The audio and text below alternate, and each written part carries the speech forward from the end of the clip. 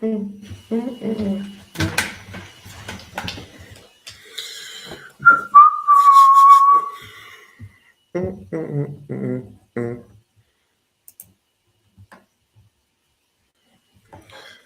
yo, yo. What's going on, everybody? What's going on? Make sure you guys hit that like button for me. Hit that like button, please, and thank you. Please and thank you. All right. So, as you guys know, man, today's no practice, but we're gonna go over basically some of the stuff that happened in practice. Miami Hurricane news, of course, and all that good stuff. And appreciate all y'all, everybody that's coming in. Make sure you guys get in that comment section for me. All comments will be on the screen, of course, starting right now. So, you know, them Canes Harris, what's going on with you? Um, all the comments from now on will pop up on the side of the screen so you guys can see that.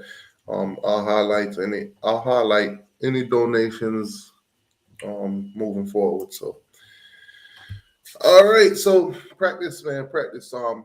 Three practices has gone down in the books. So the Hurricanes right now, I think they're going into spring break if I'm not mistaken. So a lot of recruits on campus. A lot of videos coming out and stuff like that. Now I do have some of the clips for you guys from the practices. Not much. I do have a couple of videos to show you guys too. We can watch them together. I know some of the time, most of you guys don't have the time to watch it or whatever. Some of you guys are probably listening to this right now, not really watching. But practice is going down, so let me go ahead and share this. This is all coming from my Twitter, by the way. So yeah, I put all the videos in one spot, so there'll be easy access, basically easy access coming out. Robbie Robbie Washington, taking pointers from Miami legend Alonzo Highsmith. So Alonzo Highsmith out there, he doing his thing. You know, let me see if I put some.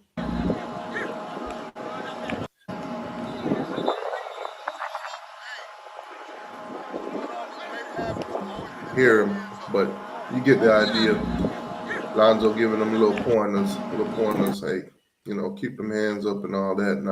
Now this ain't Miami Hurricanes related, but you know me, I'm just a troll sometimes. Strength and unconditioning at its best. So I don't know what that is, but at Florida, man, big number 21. I think he's been there a couple of years now. Hasn't done crap. Look like crap, to be honest with you. Whoever the strength and conditioning coaches or whoever is in charge of this man nutrition and diet and all that, you're doing an absolutely terrible job. I mean, I understand the size and the big or whatever, but hey, man, at least get my guy in shape or something. Get my guy looking. You can be fat, but look muscular fat. God dang it. But anyway, we ain't here to talk about the Gators. 1 second, guys. Okay, so yeah, man. Yeah, I'm still on my trolling. Basically, that's Florida's DC. They new DC. I literally think the guy looked like Bobby Hill. Look like they hot. This guy look like he's damn near 17 years old, but that's their new defensive coordinator. But anyway, let's move on. Yesterday, Miami played in their first game in the ACC tournament. They won that game 7-4 to 7-2. Close game, but they won nonetheless. Now I did see this photo from the game. Me being the joker that I am, I thought this guy in the middle looked like Jay-Z. So I was like, man, since when did Jay-Z start playing basketball for Wake Forest? But anyway, Miami moved on. Tonight at 7:00, Miami basketball. They will be taking on Duke. Miami versus Duke to see who's going to go to the ACC championship. On the other hand, you got Virginia at 9:30 versus Clemson. So Hopefully Miami will beat Duke tonight, and then they'll take on either Virginia or Clemson in the ACC championship tournament championship. So we'll see. Florida Gators, they got eliminated by Mississippi State. Ha ha. Yeah, more videos coming out of practice. As you guys can see on the screen here, we got freshman safety Caleb Spencer. Caleb Spencer, he's out there, doing his thing. Wearing at number 23. As you guys know, Takari Couch is no longer wearing 23. So when you see that 23 out there, that's Caleb Spencer. A lot of good stuff coming out of practice, coming out of the facility about him, saying that he's a guy that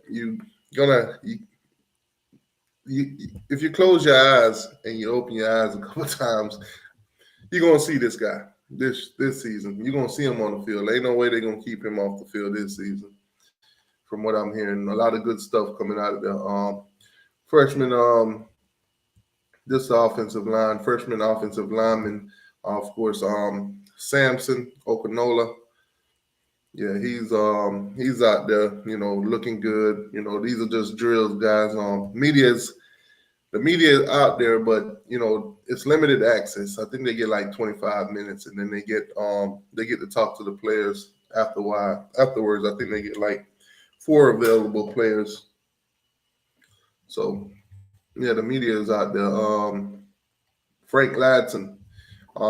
Frank Ladson, recovering from his injury and everything like that. He's out there doing this thing. Guys, make sure you hit the like button for me. Please hit the like button for me. Matter of fact, let me put it in the chat, put it on the screen.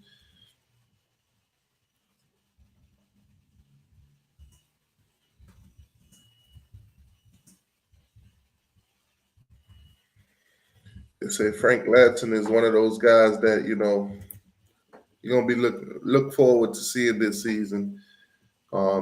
See if he could take that extra step, or we do got some very very talented freshmen, or 2 freshmen to be exact, in Robbie and Nathaniel Joseph. So hopefully some of these veteran receivers that we have can step it up a little bit. Tim Harrison out there, of course, coaching up running backs. I think a running back to look forward to seeing this season is none other than Don Chaney. Don Chaney, fully healthy, according to Mario Cristobal and all the beat writers and everybody that's out there. Don Chaney is at 100%, and we should be able to see what he's working with this season. Also, Trevante Citizen. I think he'll be ready probably sometime in the fall or sometime in the summertime. But running back, I think Don Chaney is the guy to look out for. Him and of course Henry Parrish. But I think this season you might see a big leap with Don Chaney if he can stay healthy. That is, or whatever.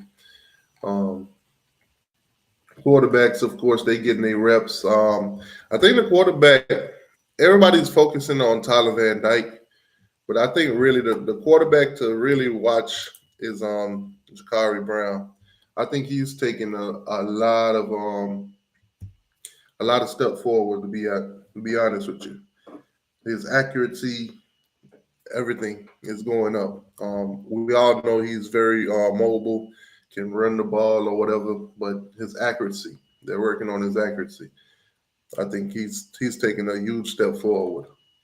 Also, the tight ends position, Elijah Aurora, as you know, he's coming off of injury and whatever, this, that, and third. A lot of our guys are coming off injuries, so I think he's one of those guys to watch out for. Him and what he said. He said this is kind of offense, right? This offense, like I've been saying, I think a lot of people are paying a lot of attention to Tyler Van Dyke, but I think this offense probably fit Jakari a lot more than a Tyler Van Dyke. I think it's more for the future. I mean, it fits TVD because we saw what he done with Rhett Lashley in this sort of offense. But I think Jakari Brown being the more physical specimen, the more athletic of the quarterbacks, I think this will fit him more because we saw what this offense could do with a quarterback that's very mobile. As you can see in Houston's last year's quarterback, I think it's Clayton Tune. He threw for over 4,000 yards, but he was very mobile. Like I said, more with Jakari Brown. This one's Emery throwing. You got Emery throwing very accurate, very athletic dude, man. Very athletic dude. You got in Emery. He's coming in. Last year we saw these passes was being thrown, by Jake Garcia, TVD, and those guys, and they weren't hitting them like they were hitting them this year. So, shout out to Emery Williams. I think he's gonna fit right in. I think he's gonna be one of those guys that you can, you can't keep him off the field or whatever unless Tyler Van Dyke and Jakari is just, doing a phenomenal job, not getting injured or anything like that. That's the only way you would keep this guy off the field. Yeah. You might actually have to red shirt if those guys are doing well. So you got some receiving drills here. Kevin Beard out there got these guys getting them ready for the season, man. Getting them. What I can say is there hasn't been a lot of drops. A lot of these receivers are catching the ball, so that's a good thing. Not that I've seen or heard from any of the reports that I think I've only heard of one drop so far. Could be more. Nah, it could be more, but I've only heard of one drop. I've actually seen the video, and that was I want to say a bad pass by Tyler Van Dyke, but at the same time, accountability. Receivers got to catch the ball if it touches their hand anyway. Still. But yeah, Kevin Beard got these guys out here running receivers drills. More from practice. Again, you got Tyler Van Dyke making passes. Then you got receivers running route, passes being thrown. Guys out there getting the reps in. Of course, the typical practice stuff. You got the DBs working and everything like that. Guys, give me 1 second. 1 second, guys. I'll be right back. I'll be with you in like less than 2 minutes.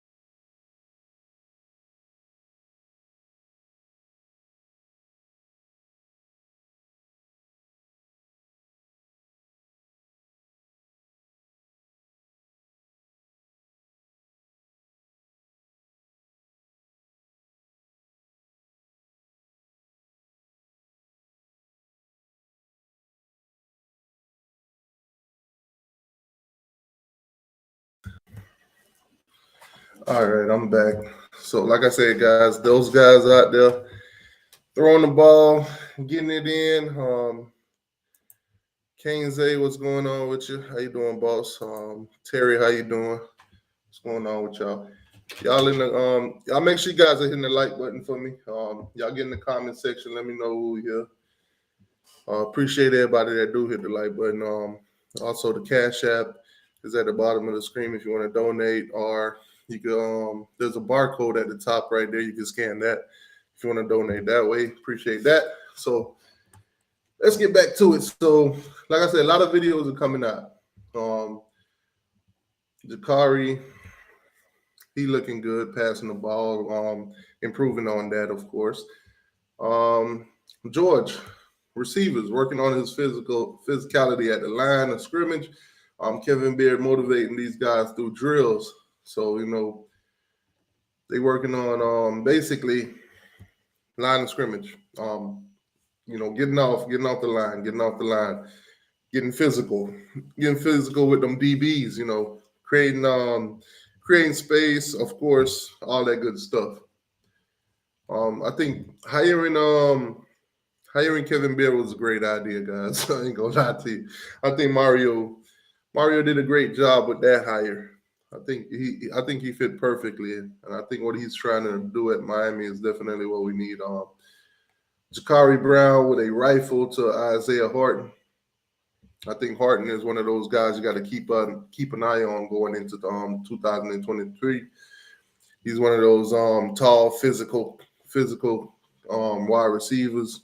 I think with a little bit more development, I think he could be one of those key factors, especially in crucial game time moments. Big, like I said, big specimen, big huge specimen, physical. Well, we definitely lacked in receiver for quite some time now. So, and of course, you got another one here with Tyler Van Dyke. Oh, same video, guys. Out there hitting them, they getting them passes in, man.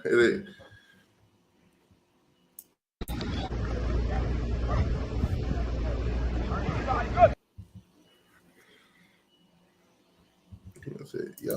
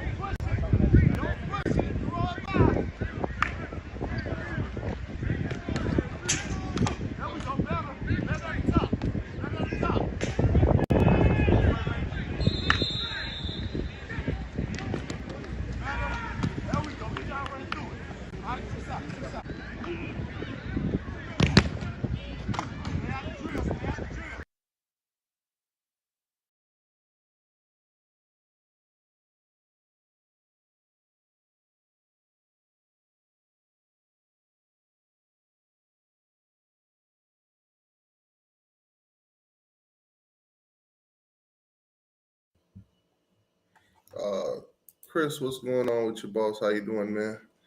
Um, yeah, say hit the like button. Yeah, guys, hit the like button for me. Um, yeah, like I said, plenty videos coming out of practice, man. Plenty of videos. Good stuff. We hearing a lot of good stuff. Quick pass there from Tyler Van Dyke to Jacoby George. Nice and simple. Nothing special, nothing spectacular, but nice and simple. Just a little quick pass. Devontae Brown, um, Terry Roberts, and Chris Graves. Little simple DB drills. Like I said, guys, videos and stuff like that from practice is very limited. It's very limited. 25 minutes to be exact. They get 25 minutes to be out there with those guys. Mario also I don't think they allow them to, video while they're doing stretches and stuff like that. They only get to see certain drills, and then of course after practice, they get access to the guys for questioning. Maybe 2 or 3 guys they'll send for questioning. And of course, Florida State lost. So those were the videos that's coming out of the practice from the third or whatever. So let me get this on the screen real quick.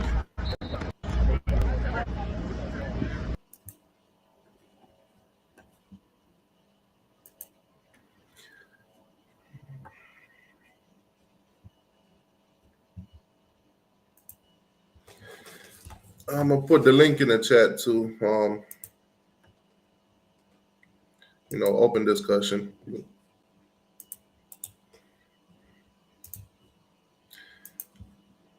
All right, so if anybody want to join the stream, the links in the chat. The links in the chat. So let me pull up a couple things that we could talk about for Canes football practices and everything like that. Now I did see. I am going to pull up the videos, of course, the players' interviews after practice, of course, courtesy of Canes All Access.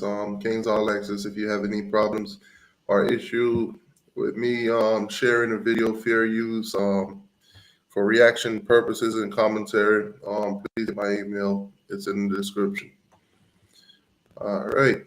With all that being said, let's get over to Canes All Access. Let's pull up these interviews from yesterday's practice, of course. Yeah, like I said, guys, get in the comment section. Let me know how y'all are feeling. Let me know how you guys feeling. Get in the comment section.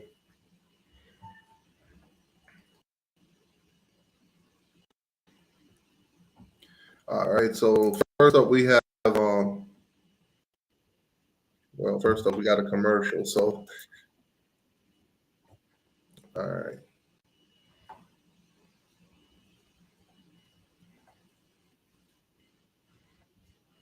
Got a couple of ads, let them run before I put it on the screen.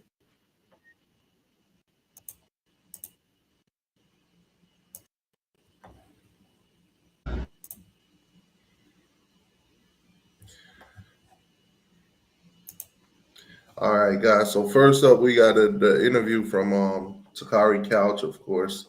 Takari will be wearing that number 0. You'll be wearing that. No, I'm sorry. You'll be wearing that number 2.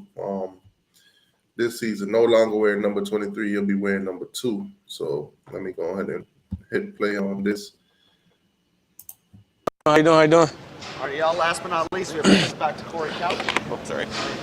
Corey, just what are your first impressions of defensive coordinator Lance Guidry? Full of energy, fun, man. He's a funny guy, man. Just high energy. That's a big important thing. He's young, what I'm saying? So he relates to everybody, what I'm saying? So that's pretty much it. Your job different at all in this defense? Seems like you're still playing that, I don't know what you guys call it, your star. Star, yeah. I mean, it's pretty the same. Yeah, it's pretty similar. But, I can play everything outside, inside. So whatever they need from me, I'll do it. You're one of the old guys here now. Yeah. Is that weird? And two, I mean, when I sit back and think about it, like I'm going into my 5th year, that is a little crazy how time flew, but that just takes more. I got to take more of a leadership role. So. Looking at this team as a whole, your thoughts? How good could this team be this year? This team could be really good. We just got to continue to work, take it one day at a time, one practice at a time, one workout at a time, and sky's the limit for this team. Big things to come.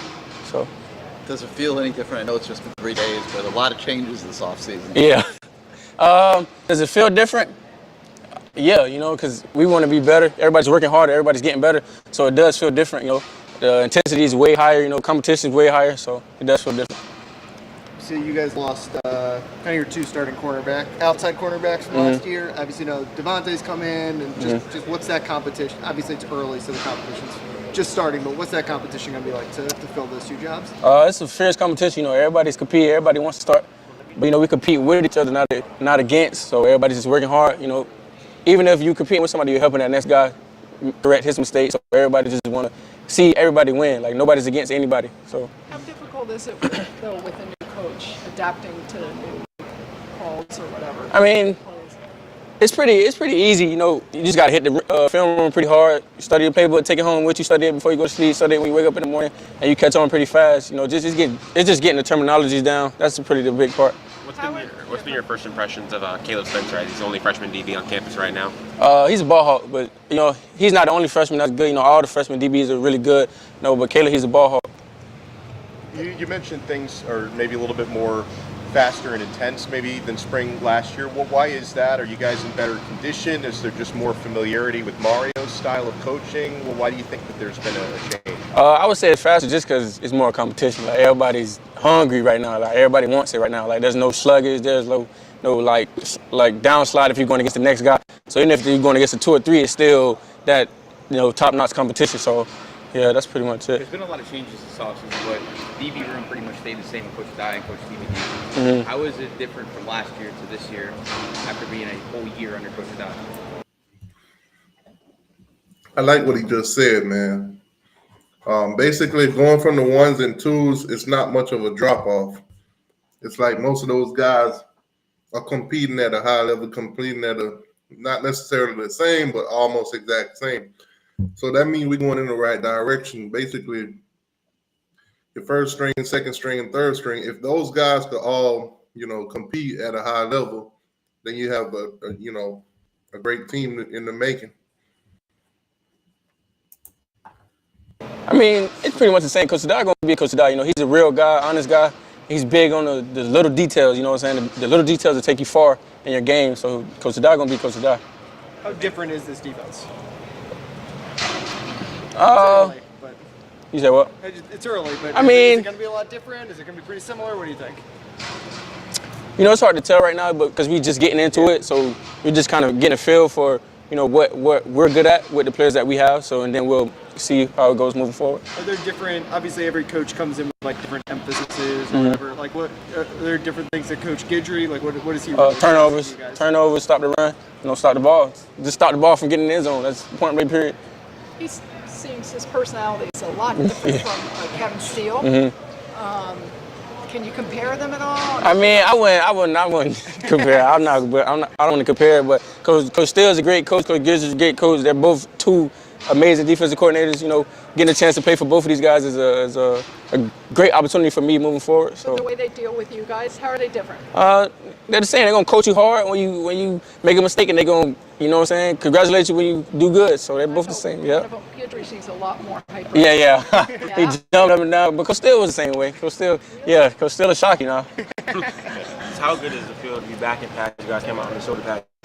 It feels good, man. Just everybody wants to compete, so it feels good to get out and pad, hit a little bit, see who could do what, and what I'm saying, see what kind of team we have. Dude, until you really do full contact, can you tell? I mean, yeah, you can tell, because thudding is pretty much the same thing, just without tackling to the ground. So you can tell who's physical and what we have. So Thudding? Is Yeah. it thudding? Yeah. Do they still call it that? yeah. You kind of retooled your body since you got to Miami. Yeah. What are you weighing now, and how are you feeling speed-wise in this new size for you? I'm weighing 182 right now. I feel good, just being able to move around at a different weight. I wouldn't say it was difficult, but I just feel better. I feel a lot stronger, a lot quicker. So I just feel good. In terms of this quarterback group you guys got this year, what do you kind of view as your guys' strengths right now, and then what are you kind of looking to improve on as the season goes on? Our strengths right now, we're just trying to get a feel for everybody. There's a lot of new guys in the room, so everybody's just trying to get a feel for who everybody really is as a person, as a player. So we just got to keep moving forward and build on. We've only been together 3 days. Yeah, we've been working out all season, but everybody was in different lift groups. So we're just trying to get a feel for each other. So Corey, you guys have spring break coming up, right? yeah. Do people stay here and still practice on their own, or what do most of the guys do? They go home? People could, this spring break, you can do whatever you like. So, me, I'm from here. I'm stay here, obviously. But some guys that are not from here, they stay here. They work out. We still come here, watch film, but we're coming to indoor workout. So some people, they just do different things. Devontae and Terry, just what's the early scouting report on the two new guys? They're competitors, you know what I'm saying? They want to compete. They don't want to give up any balls. But I would say that's the whole entire DB room. You know what I'm saying? Everybody takes the role of Coach Dye. Everybody takes his side. So that's how he is. That's how we are. So. Did you and Devontae go against each other in high school? And obviously, but you guys play each other? Probably, right? Yeah. What do you remember him from high school? I remember him from high school. I don't remember playing against him. Gotcha. So. Thank you very much. Thank you. TC. Thank you. TC? This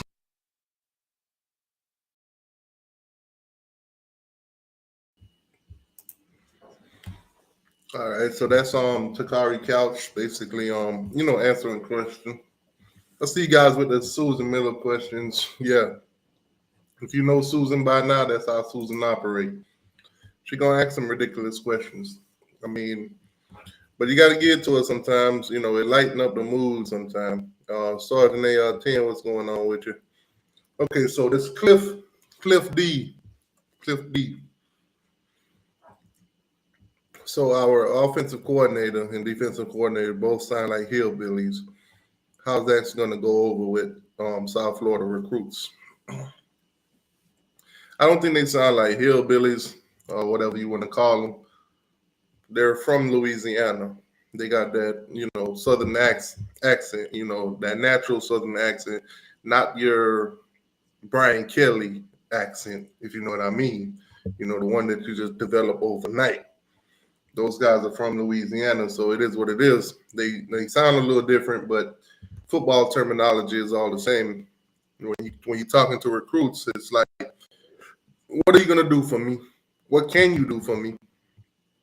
What have you done in the past? Who have you put in the league? Who have you developed and stuff like that? So if I sound like a hillbilly, but I'm telling you I can make you a first rounder and I can show you proof of it, it doesn't matter what you sound like. So Cliff D, I got something for you. I got a nice little treatment from you. Stop it. Get some help. Okay, gotcha.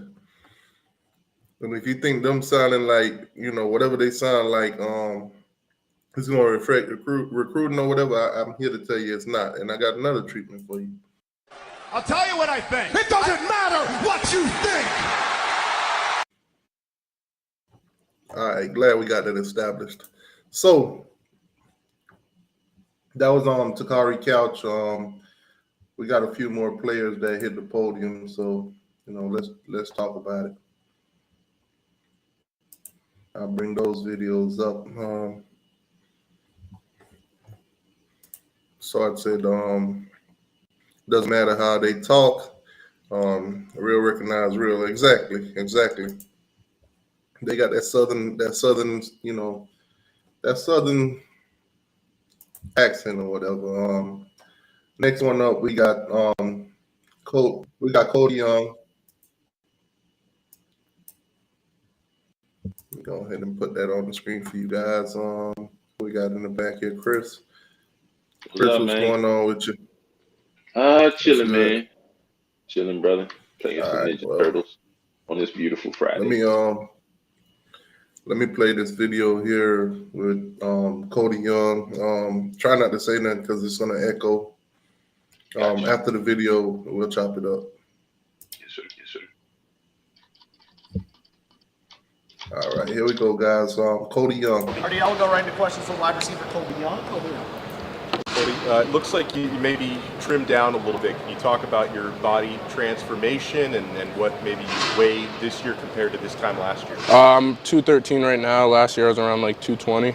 So able to put a little bit more muscle on and cut off some fat, just eating better, getting better nutrition around me. So. Coach Kevin Beard, just what have been your impressions so far? Oh, amazing. I mean, Coach Criswell does a great job of putting people that have been around greatness, been around great players, and he has a plan. He already been around great receivers that have made it to first round type of play. So just amazing guy, really good to learn from a great receiver. Slimming down a little bit is the hope. More speed, like what were you trying to do? Just to feel better, ACC is definitely faster than JUCO, so I got to just be able to compete, be able to stay in shape as best possible. Going into your second year here, what's been the biggest thing that you've learned over the course of, the last 10, 11 months? Just dominate, you got to dominate every position. It's not recruiting for high school now. I'm trying to be to the next level, so just got to be able to perform the positive play. And you were Miami's top receiver last year in terms of yardage and I think touchdowns too, but just coming back and kind of, you feel like maybe a little more responsibility to be like a big time playmaker in this offense? I think we're just, as a unit, we're just so dominant that this receiver room should be very special. So it's no pressure on just one person. We're all going to just go out and make plays. Isaiah Gordon's starting to get a lot of buzz at the start of camp. Can you tell us about how he's progressed? And yeah, I mean, just one of the best receivers I got to watch and work with. I like seeing him run routes a couple times, let him go in front of me to dominate. Big, strong, physical guy, fast, just get in and out of his breaks. I try to model my game after him a lot. What does this offense ask of its receivers that's different from last year's offense? Just more shots, We just go all out, drive, run every play like a go ball, We're just going to get that ball in the air a lot more and just look out for each other, How tough is it to pick up this new offense? It's pretty simple. He tries to, right now we're in spring, so he's taking it one step at a time. But it's pretty nice. You and Tyler seem to have some really good chemistry last year before he got hurt. Is that just one? Where did that chemistry kind of come from? And I would think it's picked up kind of Yeah, just repetition. Routes on air. Coach Dawson emphasizes like this is where we got to get our money right now. This is where we're gonna get better. So just a lot of routes on air, a lot of off season, just over the shoulder catches and little here and there. We saw Frank Ladson was out there again. Yes. How's he doing, and what can he bring?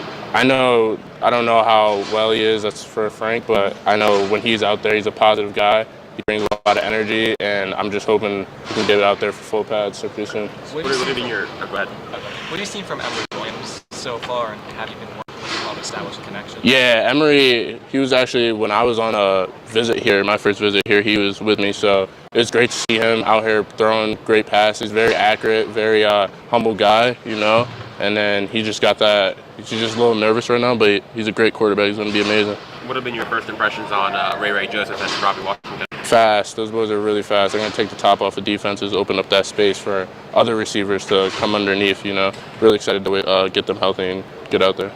You were pretty good, a lot of routes to the outside, right? A lot of jump ball type stuff. Just have you tried to, I guess, become a more complete receiver this year, more over the middle? Like what? Yeah, absolutely. Whatever coach needs me to help out the offense, but when those jump balls come, I got to go make plays. That's the bread and butter, but getting in and out of breaks, undercut and catching everything that comes my way, got to be a key for me. What do you think about this offensive line this year? Oh, they just move different, bigger, faster, stronger, They got a complete leader.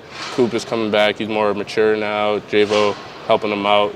He coming from transfer. The transfer guys are really, really dominant, They want to be a leader. They want to win. So I really enjoy watching them. Cool. New number 3, number 4, and I see you have it tatted on you. Is there a meaning behind it? Close family friend passed away. He wore 4 in high school. One of my favorite numbers, got retired in high school. So it's just one of those numbers that's for him, but it's also a number I really love to wear. Are numbers important to you guys? To some people, it's not that important for me. It's a great thing for Cristobal to bless me to wear number 4. I appreciate him so much for just giving me the opportunity to put on for someone that passed away in my past. But it's not the major, it's not the end of the world if I didn't get 4, but I just respect the recognition from Coach Cristobal. You probably had as big a whirlwind as anyone coming into last season. You got to school a month before, a couple days before camp, right? Has it been nice to have a normal off-season? Yeah, it feels more relaxing, more comfortable to actually not rush to learn the offense and be ready to actually prepare for the offense and be able to prepare my body better for a season. Have you guys been learning? How's it been coming along for the offense as a whole? Learn Coach Dawson's offense. Yeah, we're moving fast every day. He's surprised. One day he was surprised how fast we're picking up the offense. It's we're not even there, but the way we're moving right now, we're just capable to be so much better. And then from last year, I know last year was kind of a bummer, but this year it's faster, more pace, and we should be able to be more explosive. Thank you very much. Thank you guys. Have a good one. Appreciate it.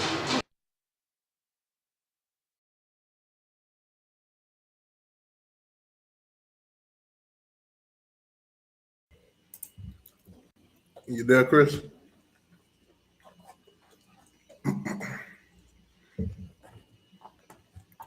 Yes, sir. I'm here. What did you take from that?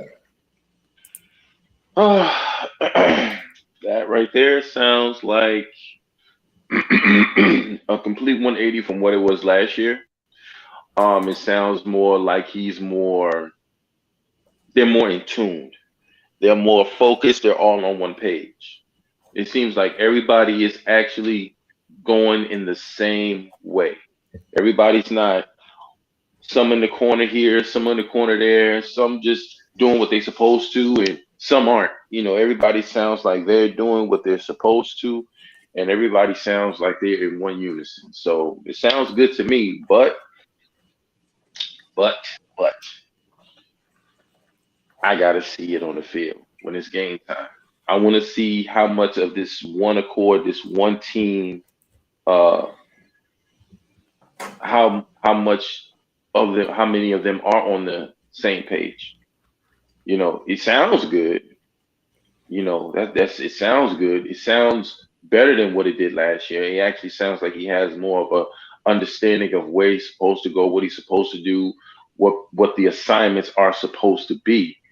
But the thing is, that's in practice, and that's where you get it done at. You get it done at Green Tree. Now you have to carry what that knowledge that you've taken from Green Tree and apply it on the field from whenever you play. That's what I want to see. So I said this on Coach Hayes' show not too long ago. I told him, I said, I'm gonna give him 4 games. I want to see what that chemistry is like. You see what I'm saying? I want to see what the chemistry is like. I want to see everything. Because remember last year we were talking about the spring game. Remember? And other buddy was on here and he was like, "Did you see the spring game?" He said, "Nah." I said, "Bro, you need to see that spring game." I'm looking past that now. That's cool and everything. What I want to look at is the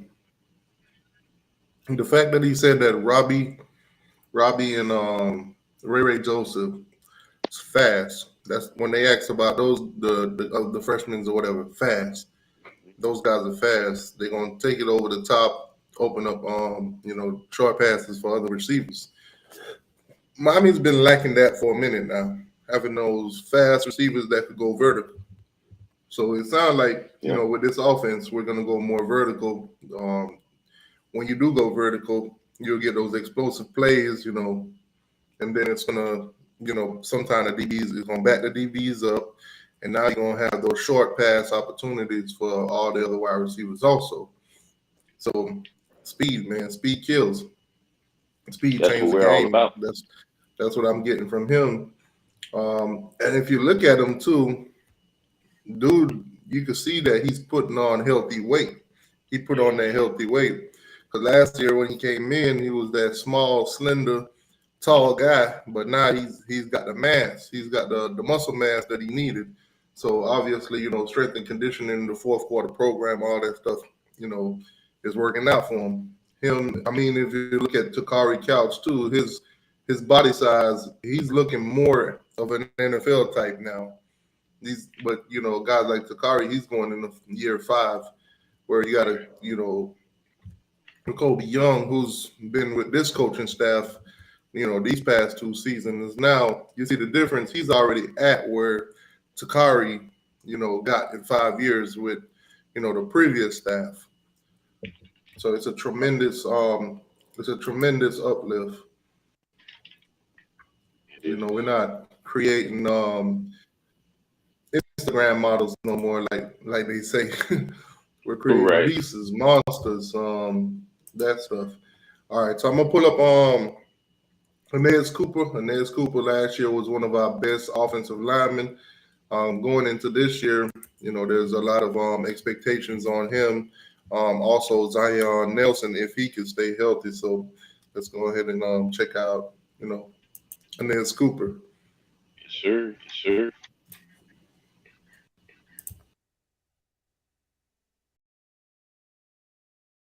Inez Cooper, who has a 12 o'clock class, so we'll make this one quick. Coming into your second season here, just what's the biggest thing that you feel like you've learned, and how is this different this year? I learned how to get better, more focused on I can call out, go to the line, call instead of having to listen to older guy next to me for the play. I can just go out there and see it myself and get used to it.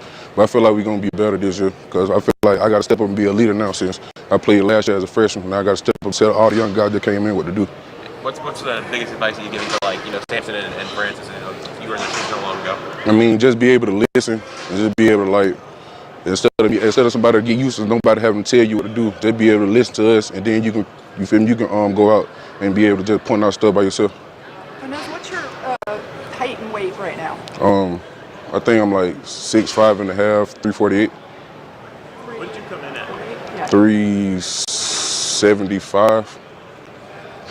What are your impressions of Coach Dawson so far? I feel like he's a very good coach. He make all the players that we got, he make it easier for old linemen. So we can just we come out of the huddle, we can just go down on the line instead of having to look to the sideline for players. But I feel like he made everything easier for us to understand. What impression has Matt Lee made on you taking over the center job here? I feel like Matt Lee gonna be a great leader. But he very vocal. He know how to communicate with he'll come to the line and just call out everything for everybody to do. How about this whole offensive line as a whole? You got 2 5-star young kids. You got Matt Lee, Jacoby Young, Cohen. How good can this whole line be? I feel like we can be very good. I feel like we got like more bodies through practice instead of everybody had to come back and do multiple reps. I feel like we can just operate and see, play everybody in different positions, see what they can do. What, do you just play guard or? I play guard and tackle, but I just rotate right. My primary position guard, right guard. Yeah, did you get excited seeing that obviously a couple 5-star freshmen coming in, a bunch of transfers like that? Yeah. Obviously it's competition, but did it get you excited? Yeah, it got me very excited. We needed more bodies. I feel like we're gonna do good with them that came in.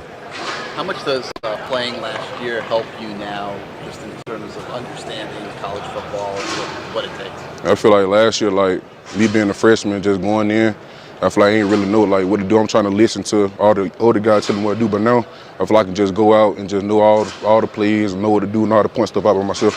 And going up against them in practice, have you had any first impressions of the freshman defensive linemen? I mean, not really. I don't really go against all the freshmen line. How about Francis? You lined up next to him a lot today. How's he come along in particular? Francis is gonna be a good player. He feel like he know how to listen and understand. Thank you very much, guys. You're welcome. Create an amazing website with Fiverr. You'll need your web developer.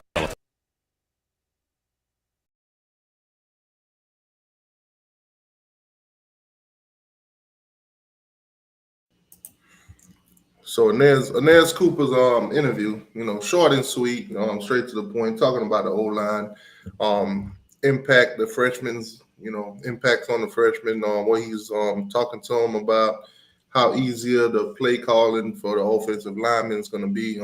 What's your thoughts, Chris?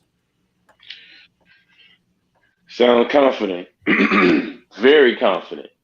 He sounded very positive, like you said, straight to the point.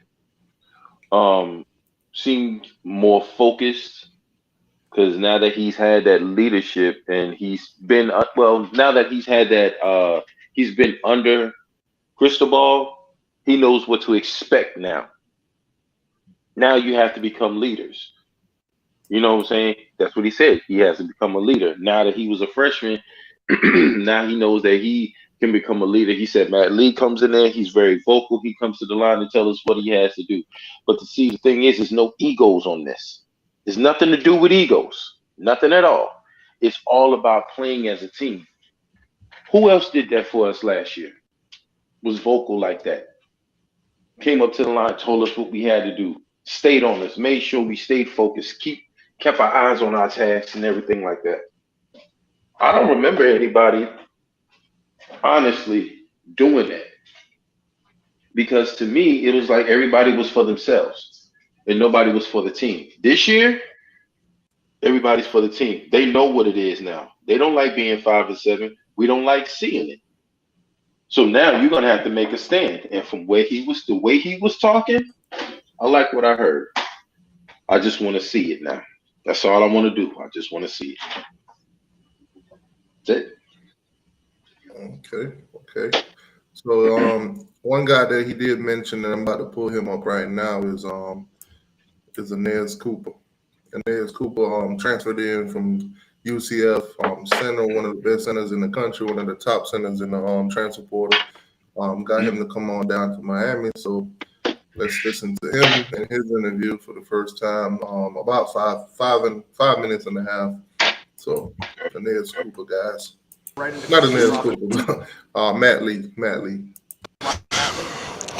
New place for you, new coaches, new teammates. How do you feel like you're adapting so far? Really good. Excellent, man. Ever since I got here, January 17th, just been buying into Coach Cristobal, Coach Mirabal, their philosophy, now that Coach Dawson's in, kind of what we're doing on the offensive side of the ball, and just going full in, adapting perfectly. Everything's good.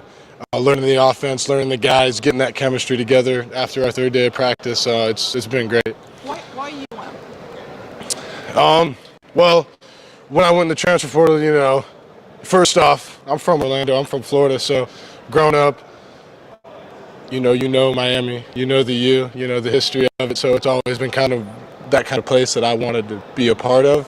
And then after getting to know Coach Cristobal, Coach Mirabal, what they're all about, what they're like as men, their energy, how they come to work every day, push you, grind hard, never stop working. You know, that's what I want to be a part of. So. What's it like being in a situation where your head coach is also former O-lineman and O-line coach? Talk about kind of the extra attention he can pay to It's awesome. It's pretty. I mean, that's pretty unique. I don't know how many times that happens across the country. How many head coaches were former O-linemen at a level like this back when he was playing? But the extra attention he gives, you know, I've never really had that in my career. When he does come over, and individual, or whether we're doing team or whatever the set of drills may be, the attention that he gives, the knowledge that he brings when he can, it's great. It's great having that. Obviously, you had a really good year last year at UCF. Just what did you learn over the last couple of years in college that made you so successful at center? I think just work, grind, discipline, IQ, knowledge, understand the game, put myself in the best position on each play to succeed, understanding the defense of the fronts, our scheme, what we're running, getting everybody on the same page, communicating effectively, and just playing football and developing, because that's how you develop. You know, you play ball. How different is this scheme compared to what you were doing at UCF? You know, I've played a lot of football now versus a lot of teams. I think I've played like 40 games or something like that over the past 4 seasons. You know, it's football to me. I don't think much about, is it up here, is it now? Like, I just go play ball, I just go play my game, and yeah, it's football. What are your impressions of Tyler Van Dyke so far? I know he came down for your official visit and all that stuff. Tyler's been great, TVD's been great. Ever since the jump, when I did come visit, I know he flew down from Connecticut just for that, for those nights, and treated me great, welcomed me in immediately, you know, kind of sold the school, closed the deal, if you will. And but he's been great out on the football field, in the locker room, as a leader, as a man, everything you want in your quarterback. And yeah. How much time does it take to get adjusted, the chemistry between the snapping, you know, to the quarterback and stuff? I think with me and TVD, it's been pretty seamless. It's been pretty quick. The transition, even before spring started, when we were out running, you know, just whatever on our own, thrown to the receivers, and I'm snapping to them with the cadence that we use with Coach Dawson. It really hasn't been a bump in the road. It's been like that. It's been good. Matt, you have 2 5-star recruits, right? 2 freshmen. You got Javion, if I'm saying it right, Cohen. Yep, Javion. You got it seems like a great offensive line. Can you talk about the offensive line as a whole and the potential of this one? Yeah, I think we got a bunch of talent in the room. Like you said, the 2 5-stars coming in, CC Francis and Sampson, super talented guys, big, strong, you know, they don't look like they're 17 or just newly 18 years old, should still be in high school, they're early enrollees. And then a guy like Javion coming in, you know, his experience up in Alabama is great. He's a heck of a player. Jalen Rivers, great player, smart, you know, super talented. Same thing with Coop, Inez Cooper. He's a young guy. He just finished his freshman year, and he, big dude, plays hard, knows what he's doing. You know, he's a super talented guy too. And yeah, but overall, we got a bunch of talent in the room. You know, I think the sky's the limit. We just got to keep working on communication, learning the offense, and make everything click. Just get that chemistry down. Did that get you excited just to see how much of a priority it was for them to load up on the offensive line this summer? For sure, yeah, for sure. You know, I didn't really pay attention. I know people said this or that about last year's offensive line here. I wasn't really paying attention to that, given I was playing a football season last year. But the attention they did with, you know, coming after me, getting me, and then before that getting Javion, you know, showed that they really prioritized it and really wanted it to take the next step. This is going to be the last question. Do you want to be a leader for this offense, and as a transfer, how do you go about kind of establishing yourself? 100%. I think as a veteran, a guy that has played a lot of football, and as the center, I think you have to be a leader. I think with what I can bring from the intellect side onto the football field and just the veteranship that I do have, I think absolutely I want to be a leader. I think I'm being a leader right now as we speak. Matt, thank you very much. All right. Thank you, guys. All right, guys. That was Matt Lee. Matt Lee, the transfer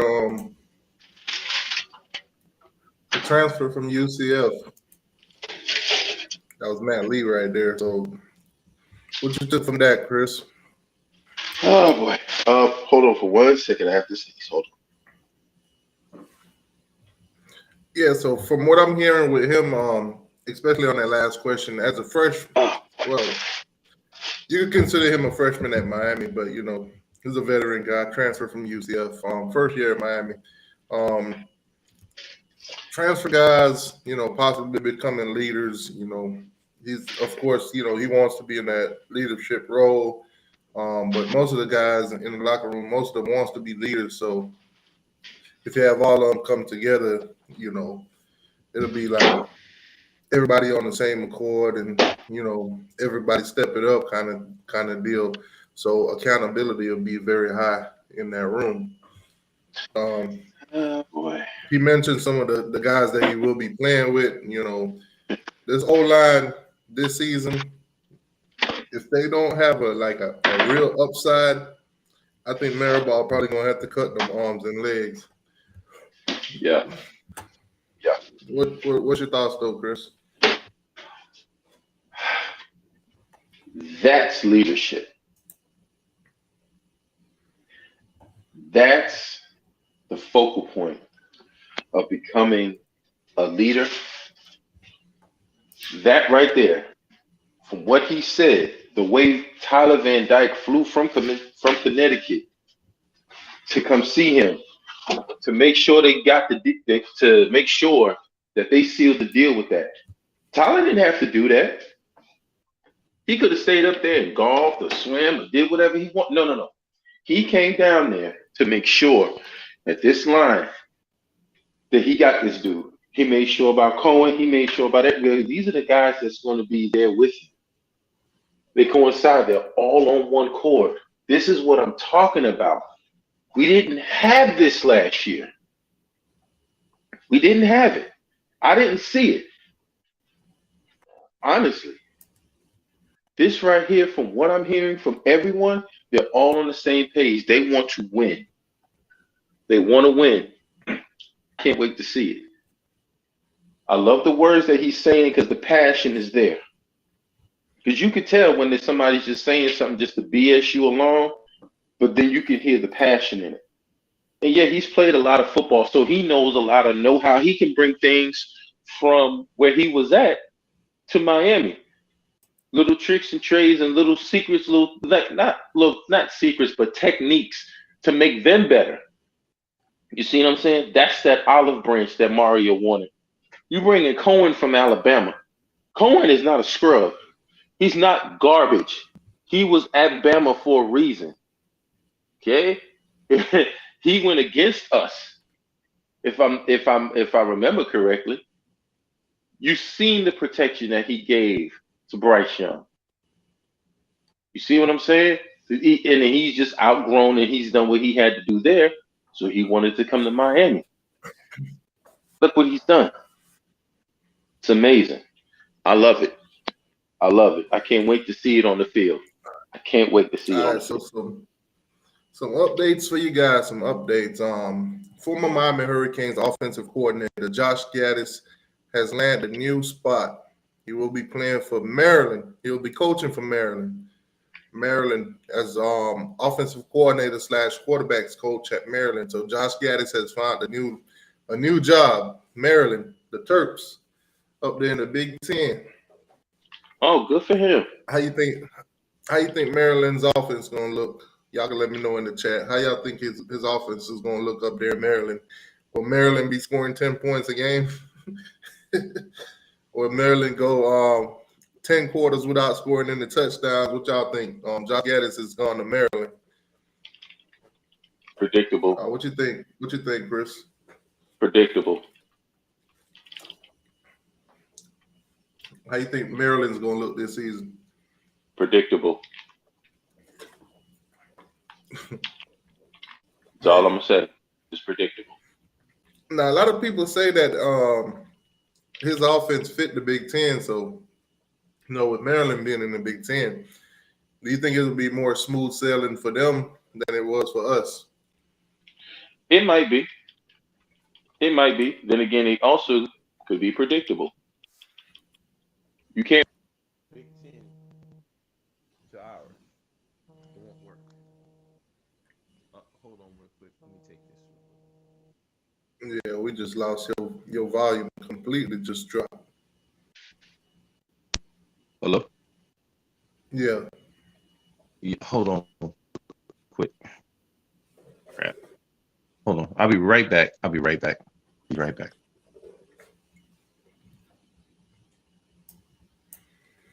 All right, so like I said, Gaddis's offense, it's a Big Ten offense. Him going to the Big Ten with Maryland, it might be a little improvement for them, depending on how quickly they get accustomed to his offense or whatever. I heard that his offense is very complex, so year one you might see Maryland take a step back. Probably 10 points a game. See, Sarge is laughing about the Gaddis. Kansas is slow. Said that Gaddis guy, that dude Gaddis is hilarious. Gaddis system fit certain personnel. He's a manager, not a developer. Okay. You said Gaddis is a goofball. Man, a goofball, yes. Plenty of coaches are not that bright. Yeah, Gaddis didn't get along with too many coaches either, so y'all got to keep that in mind too. He's one of those stubborn mules, kind of, don't want to take input kind of guys. Don't, let you do what you do, kind of thing. If his way or the highway, even if his way is the wrong way, that's tough. There was discussions on Cyrus Moss too, like why is he not putting on the weight? Is it like what is going on with him? It's like it looks like it's more difficult for him to gain weight, so they might have to step his nutrition plan up, depending on whatever goals they have for him. But kind of skinny, man, kind of real small, if you ask me.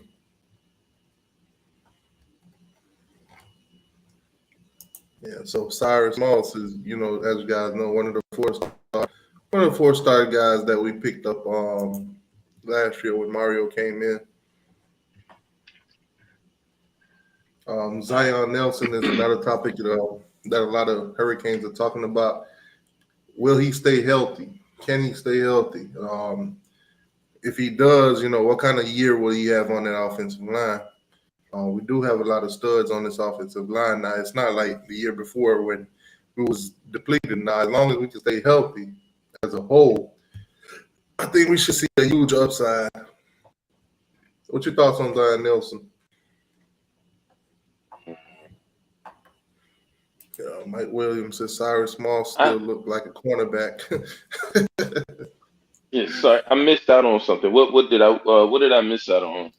Because I had to take a phone call. Cyrus Moss and his weight gaining problems.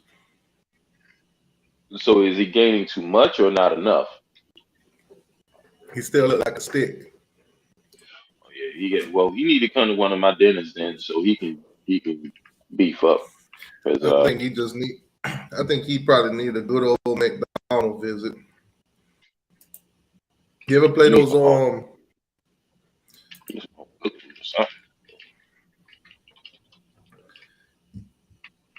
That's what he need. You ever play those NCAA 2000 and I think it was around in the early 2000 NCAA games or whatever, and they was like, this guy eats like a horse. It looked like he got a whole bunch of food going up to his room and shit. Right. I think Cyrus Moss need to tap into that. Yeah, he got to do something a little different. I think he need to tap into eating. Yeah. If you can sit here and you can, anytime we can see the food that you eat, when we see you swallow it, go down your throat, yeah, you need to eat more. You need to eat, bro. For real. What's your thoughts on this? Zion Nelson will be in the second rotation. You think he, based on injuries and everything like that, you think he's more of a second string guy now, or he's still got starter potential? I think he's a second string. Let him work his way back up because it is accident prone, seem like. And just let him just work his way up. Not saying that that's a bad position, but you don't want to be in that position and then you you're no good to the team because you're always hurt. You know what I'm saying? Like you've been hurt and everything like that. Just better, I'd say better than second string than third string because you could be third string. You know what I'm saying? And how that's gonna look. You know what I'm saying? You ain't trying to be third string. So just let you go ahead and take your second string and just let you go on ahead and work your way up. If you can stay healthy, then there should be no excuse. And you do what you're supposed to. There should be no reason why you can't get that first string position back. But you have to stay healthy. It's a waste of time if you can't stay healthy. You are in your first string, especially when you're accident prone. So second string, I think he'll be fine. With. Should be good with. It sucks, but you got to do what you got to do, bro. Just saying. Not hurricane related, but a guy from Georgia, Darnell Washington, supposed to be a tight end or whatever.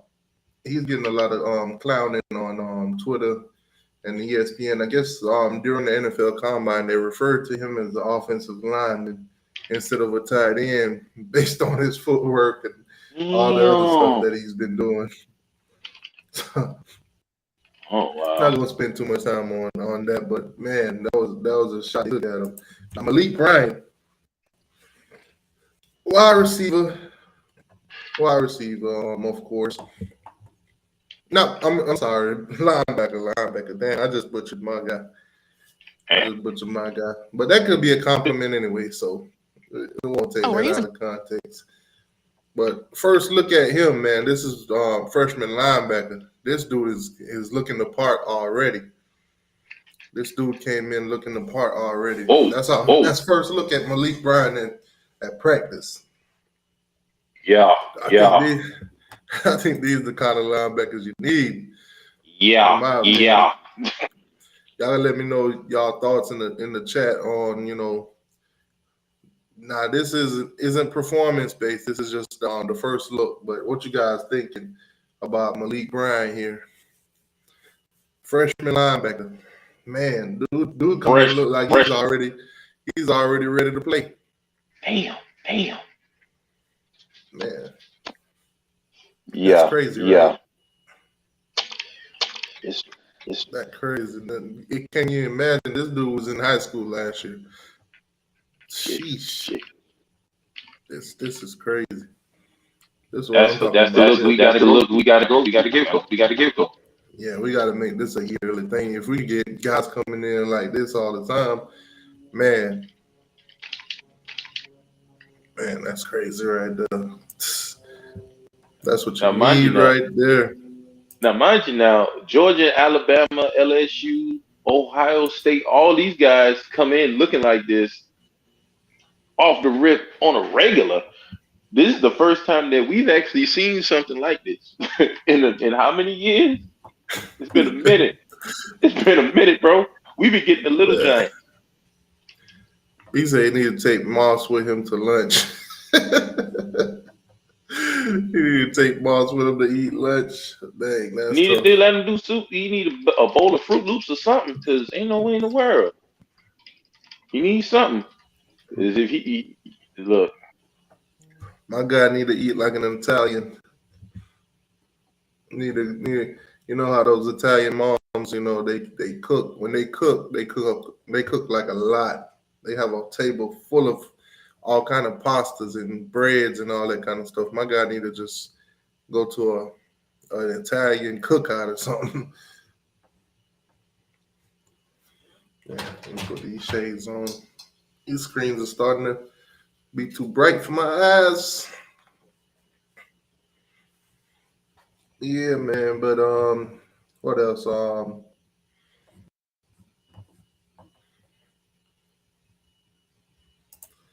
Let me see here. It says UGA strength and conditioning coach is top notch. UGA strength and conditioning coach is top notch. We do not care.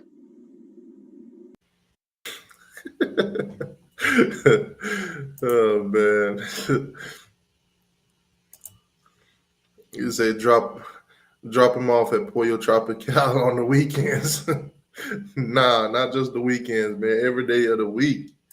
Every day of the week. Nah, shout out to Cyrus Moss. We might be joking around, but hey, we rooting for you. We're rooting for you. Don't nobody take this as no kind of slander or whatever. We're just saying, you need to put on a little bit of weight. Um, Manny couldn't bring talent like this on his best day, his birthday, Xmas day, nothing. All right. Speaking of Manny Diaz, um, you guys remember last season? Um, we had a linebacker on the team, by the way, was Cameron Kitchens' roommate, Deshaun Troutman. Now, allegedly, got in an altercation with a female, got kicked off the team. Now, I was listening to um, Streeter and X. They had a Twitter space, and he came on there and he was speaking on, his situation. Right now, he's at Bethune Cookman. So he did say that basically he felt like he was mistreated at Miami by the way he was dismissed from the team. And we played Bethune Cookman, I think September 16th, if I'm not mistaken, somewhere one of those days in September. He said he's gonna show his ass, basically.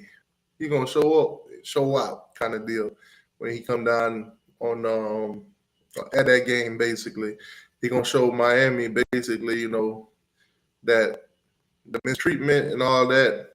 A player like him, shouldn't have been dismissed or whatever. They should have treated him better, and he gonna show it on the field. He gonna show out on the field when he plays. So we're gonna see how that goes, but. He was basically saying how Manny Diaz, when the situation happened and he got dismissed from the team, Manny was the first one to hit him up, talk to him and all that good stuff. Um, Basically, what he went through. He said that the girl that he had altercation with even called the University of Miami and told him basically that she lied about the situation and, you know, nothing happened for him or whatever this time and the third. So, you know, I guess, shout out to Manny for reaching out to the kid and all that. He was saying that, a lot of people came down on Manny about, how the team was and everything like that. But a lot of the people that's reporting about how the team is and this, that, and the third, and the coaches, and this coach ain't doing this or that coach can't do that. He was like, most of those people don't know shit, don't know nothing. Your beat writers, your guys that's, reporting stuff, they don't know nothing. Manny was a good coach and all this. He was struggling a lot with, being the head coach in the DC. And it wasn't Manny Diaz's fault. It was not. He said it was all those players in the locker room. He was like, all them, they was basically the reason for Manny's downfall was those players in the locker room, those babies, basically. He was like, if you was in that locker room like the players are, you could tell who belonged there and who didn't belong there. Manny basically had to work with what he had or whatever this and the third. And clearly, as you guys can see, season Mario comes in. A lot of those players, I'm gonna say it straight up, a lot of those soft pillows, they hit the transfer portal. A lot of those players that can't take hard coaching, that had to be babysit, hit the transfer portal. So I thought that conversation was very interesting. If you want to listen to it, you can, and make your own, judgment, determination, or whatever by going to Twitter, going to Canesville, and the space should be on there. It's like 2 days ago, so you guys can listen to that. But Deshaun Troutman spoke out. That was the first time I've heard a player speak out on, their dismissal from Miami and what happened and how they felt about it. Miami amongst there's a quarterback by the name of Isaiah Wilson.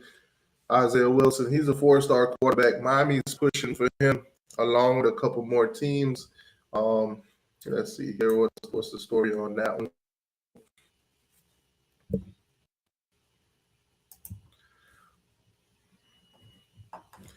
He says Manny is 11-2 at Penn State. Yeah, yeah. Manny is a defensive coordinator. Ain't that bad in the first year when he has top notch players. But hey, let's just see how he recruits, how he goes forward after that.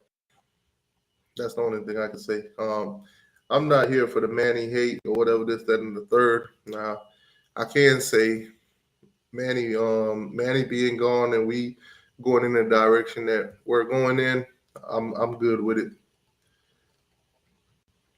All right. So as a quarterback, dominoes continue to tumble. Now this is I'm reading this from on 247 Sports Inside of You on Isaac Wilson, basically the four-star prospect out of Utah. This guy's out of Utah. So yeah, he's got 15 scholarships as of right now. So Miami's going in on him. Arizona State, Arizona, Utah, BYU, Miami, Oklahoma State, Louisville, Oregon State. Basically pushing for Wilson, pushing for this four-star quarterback. So as of right now, it's pretty early. But 14 games as a junior, he threw for 3,774 yards and 40 touchdowns. So this is a guy, like I said, keep in mind, he also rushed for 695 yards. So this is a quarterback that's pretty mobile, maybe a dual threat if you want to say.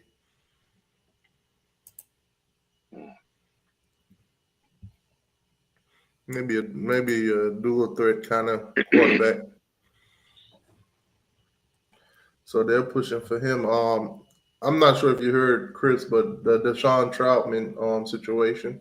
No, what He happened? streeted it alive the other night, and I think Wednesday night he came on there, talked about his situation being dismissed from Miami, about the altercation with the girl and everything like that, and how he felt that Cristobal did him wrong. Yeah. Wow, I didn't hear nothing about that. I mean, Yeah, but the kid Isaac Wilson, he did visit Miami, so keep an eye out on that quarterback. Yeah. He's out of Utah. Yeah.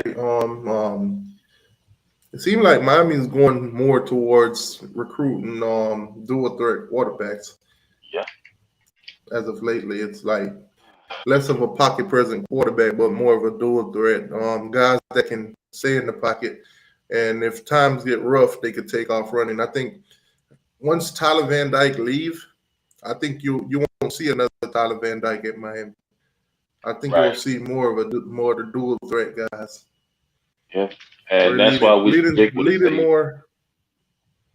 leading more towards guys that's very mobile but can also be accurate. Guys that can stay in the pocket and when it breaks down can actually take off and pick up positive yards. Yeah. I wish that Jake would have stayed because that probably would have been perfect. Probably would have been perfect. I think Jake would have benefited in this offense. Me too. We know he would have. Me too. We know he would have benefited with Rhett Lashley, but I think he left a little bit early. But hey, it is what it is. Yeah, ain't no need to cry over spilled milk. Let's just move on. Yeah, man. Right now we targeted a lot of guys. We got a lot of guys on campus recruiting wise. Another one that highly being mentioned is a tight end by the name of Colton Henry. Yeah. Colton Henry. He's another one visited yesterday. Okay. A lot going on. That's what's up. But I think, man, offensive wise, I kind of want to see what the tight end situation is going to be like. Who's going to step it up? Yeah. We need somebody He's to. gonna step it up. We need somebody to, man. We need somebody to step up. I mean, it seems like we have a better foundation. We have people. We have kids that want to be here. We got the ones that feel that they can obtain and they can bring something and they can produce. Um, we have the leadership. It seems like, it sounds like it. Um, I just feel that we're pointed in the right direction, but I just don't want to get my hopes up. I just want to see what it is because it sounds different from last year. You know what I'm saying? Like you can tell in their poise, you can tell in the way that they are vocally that they were pissed about how that season went last year. And injuries are a part of the game. There's nothing really you can do with that. And the thing is like now we have an offense that works. That possibly, excuse me, possibly could work. You see what I'm saying? They get in the format, the blueprint ready for it. But let's see what it does. Let's see what it does. That's all Also, I you can say. got it's saying here that Romello Brenton, he could have benefited from this offense too. I He think, could yeah, have. but Romello, I'm not mad at Romello's gone. I'm actually like hearing him, negative recruit Miami in the locker room to the recruits. I'm glad he's gone. I ain't gonna lie to you. Now, another guy did visit Miami, one of the top linebackers in the country in the 2024 class. You got a guy by the name of Dylan Williams, one of the top linebackers out of California, Long Beach. 6'2.5", 210 pound. Gave USC an early pledge, but backed off in October. Has since emerged as a target for Texas, Alabama, Michigan, Tennessee, Texas A&M, and a host of others. Oregon and Washington hosted Williams in January, and now the number 12 backer is making a cross country visit to Mario Cristobal in Miami, basically. So highly talented linebacker. Let's see if I can give you guys a visual of him real quick. Kind of look like a linebacker version of White Howard, if you ask me, but y'all can make y'all own judgment. Let me see. Let me see. Okay. Okay. Yeah, kind of look like Dwight Howard and kind of look to him. But he like I said, 210 pound, Long Beach, listed as a 4-star on the 247 Sports. He's like rated as 90 on the composite altogether, all 4 sites, ESPN, 247, Rivals, and 0-3. He's at a 94. So highly talented linebacker. Everybody's going after them. Schools like I mentioned, Texas, USC, Alabama, Arizona State, and quite a few more that's looking at them. Auburn, of course, Cal, Colorado State, Florida State, Georgia Tech, Louisville, Maryland, Miami, Michigan, Michigan State, Nebraska, Nevada, Ole Miss, Oregon State, Penn State, San Jose State, TCU, Texas A&M, Tennessee, UCLA, Utah, Washington State. So highly sorted. Yeah. Yes. Who is our linebackers coach? Our linebackers coach is Derek Nicholson. He's a former Florida State alumni.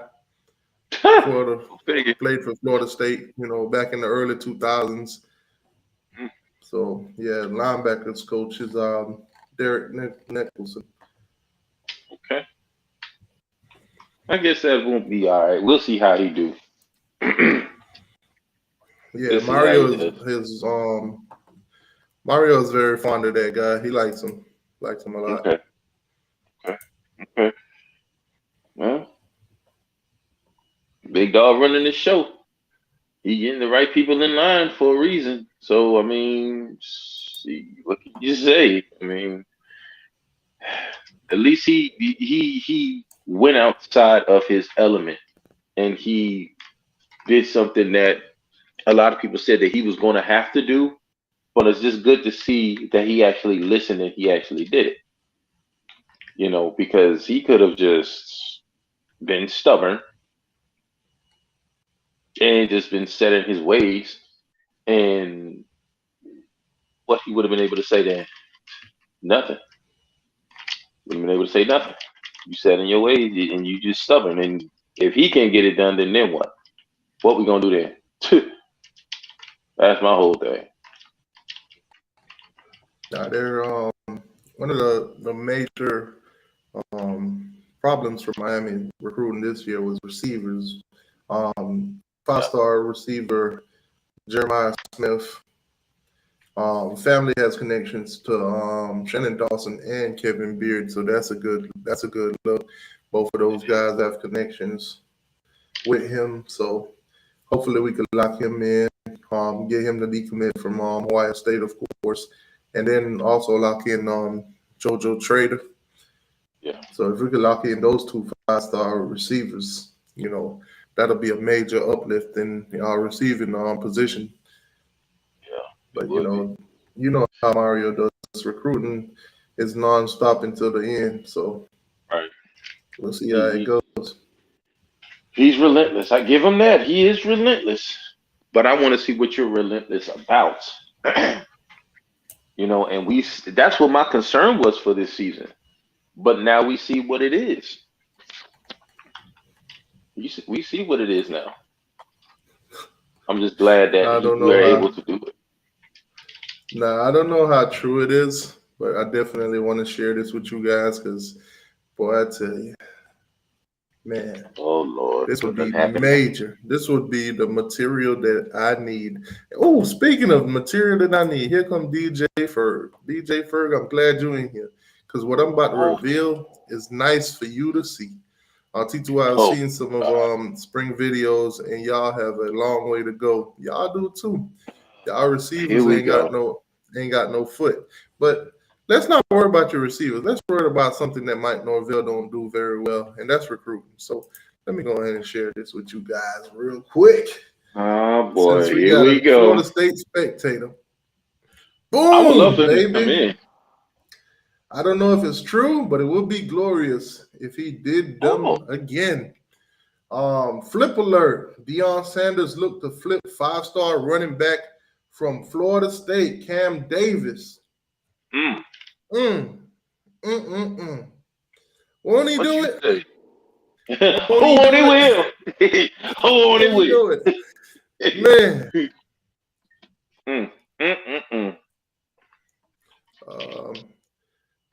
Y'all think Canes basketball going to the Final Four? I think you should watch the game tonight. Miami versus Duke tonight. Duke has stepped it up. Duke has so they stepped did it beat up as Pitt. of lately. Okay. Yeah, we beat Pitt. We beat Wake Forest. No, I'm saying it was Pitt and Duke. I know we had advanced, and then Duke mollywopped them. Oh, for real? Yeah, I wasn't. I was at The work. score was 96-69. Damn. Yeah, Duke mollywopped Pitt. So Deion Sanders, man, could possibly flip the five-star running back from Florida State.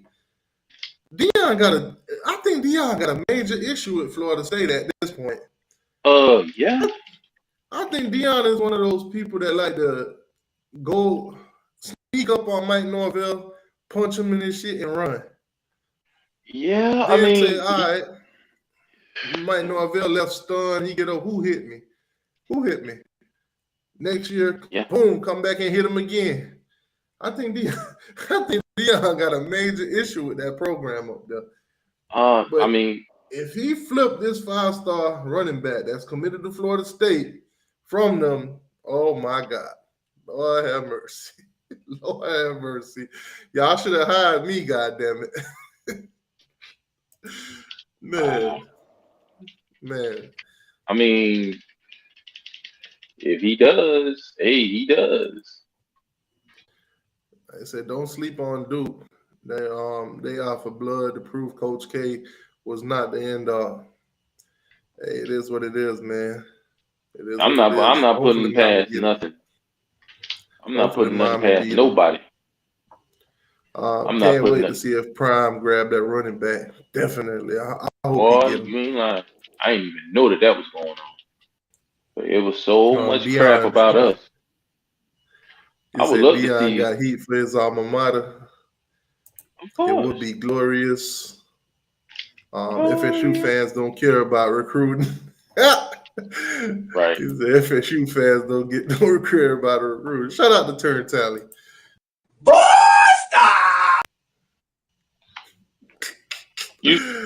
Oh man. Wow. That's crazy. He's They in don't care about Tallahassee for the recruiting. weekend for our major recruits. He's not flipping nothing. The kid stated he's playing baseball as well, and Colorado doesn't have a baseball team. Man, you think Dion care if he has a baseball team or not? Good. They don't? Show I thought me they the did. money. I thought they did. I think he wants the FSU job, so he keeps hitting the best players for they got. I mean, hey, keep on making headlines, Dion. Keep on messing FSU over. You mess FSU over, you doing us favors. So Right. I'm with you, Dion. Dion for president. I hope Dion flip all they 5-star bum states, bun states. I'm sorry, bum Hey, will fit too. Hey T2, I was at work yesterday and I was listening to the show that when you had was that yesterday or the day before when you had Sergeant and all of them on there? Was that yesterday and Slim and all of them? Or was that the day That before? was the day before.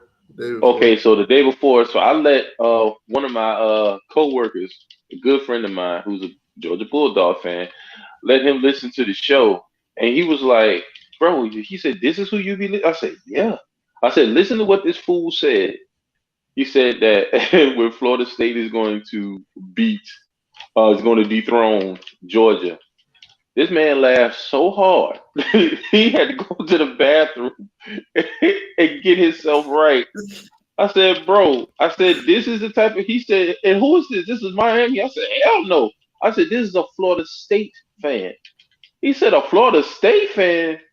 I said, "Yeah, this is what this is." They won 10 games, nobody gave a damn, and now they world beaters, bro. Yep. Now they That's world how it beaters. works. That's how it works. Y'all chill out. That's how it works, man. Y'all, I mean, I give credit where credit is due, but y'all smoking on that. Y'all smoking on that Scooby Doo synthetic up there in Tally. I mean, ain't no way in the world. Y'all won 10 games. 10 games. Okay? Much respect to your 10 games. But no nobody like you can't go out there talking about you world beaters, bro. Like, stop it. He said Dion ain't shocking nothing. All right. All And right. then That's what you when said that about dude take off, daggone Travis Summer. And what happened? He got embarrassed on signing day. So be careful what you wish for. Be careful what you say. That's all I'm saying. That's all I'm saying. Just be careful what you say.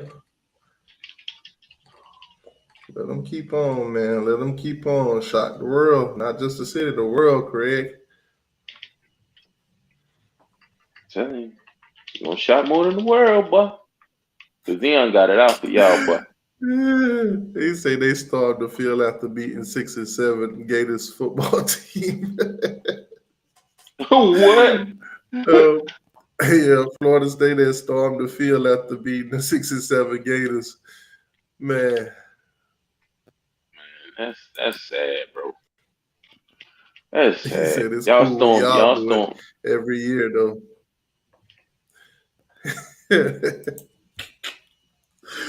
That boy say they finna win the national championship, man.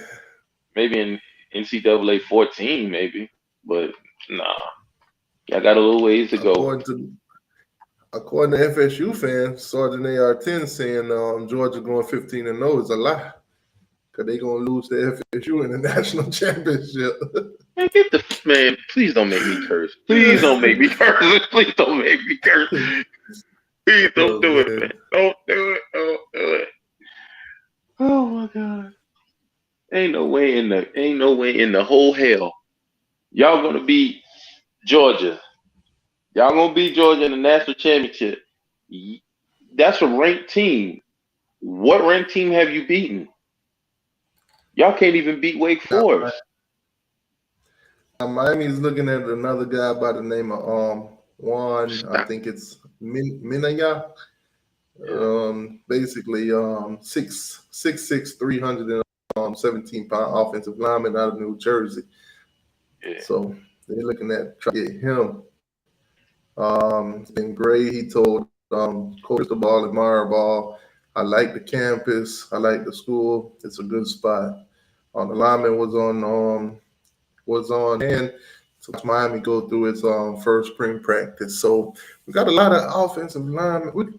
The recruiting, man, the recruiting is amazing. Like this was on March 4th when we had the game against Pitt. You know, all those guys, they basically went to watch the practices, of course, take the photos and everything like that. And then they afterwards they basically went to the game. Mm-hmm. Now I do want to give a highlight to a 2024 kid or whatever. Basically, he's a D1 guy, you know, going around doing his visits and everything like that. He actually did a visit to Miami, Florida State, the Gators. He also visited Colorado, Texas, and a few more places. But I want to show his video because I watched it. I thought it was very interesting, and I think we're going to start seeing a lot more like this, where you have guys that go on their visits and they actually record them and show their experience and everything like that. Now, his channel is not monetized because at the moment he just started basically, but at the moment he has like 564 subscribers. Hold on, let me go ahead and share this. Okay. Good man. So name of the channel, quick shout out to them. Fleazy Flims. Fleazy Flims. Now this is just him going on visits. Going on visits. I think it's either him and his mom. They're back and forth with recording it, whatever. But this was his visit to the University of Miami. Visit the University of Miami with D1 recruit DeAndre Robinson. DeAndre Robinson. So I'm gonna go over to 247 Sports real quick and look him up. DeAndre Robinson, and then we're gonna look into his visit to Miami, Florida State, and for the Gators. You know, should be interesting. Should be.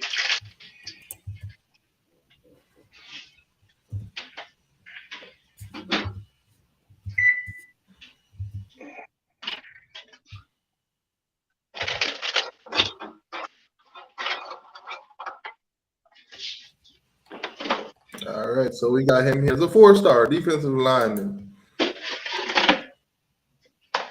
Okay. So as a 4-star defensive lineman out of Orlando, Florida. DeAndre Robinson, 6'4", 300. 247 Sport has him listed as a 3-star. The composite has him listed as a 4-star. So offers from let's go through all the offers he has. So the D1 guy, Arizona State, Arkansas, Auburn, Bowling Green, Colorado, Connecticut, FIU, Florida, Florida A&M, Florida Atlantic, Florida State, Georgia Tech, Harvard, Illinois, Indiana, Iowa State, Liberty, Louisville, Maryland, Marshall, Miami, Michigan State, Mississippi State, Missouri State, Nebraska, New Mexico State, Ole Miss, Pitt, Tennessee, Texas, Texas A&M, Troy, UAB, UCF, USC, USF, Vanderbilt, West Virginia, Western Michigan, Purdue, Alabama State. So you got plenty of offers, Damn, sure do. plenty of offers. So let's That's what's up. now let's go on back to YouTube. So you got a feel for this guy, Orlando, Florida, like I said. So here we go. So his visit to Miami. Now, some of it I won't play sound or I'll mute the sound because there are music in it. So let's go ahead. I'll mute my mic real quick. All right. So let me go back a little bit. Go back a little bit. Let's run it.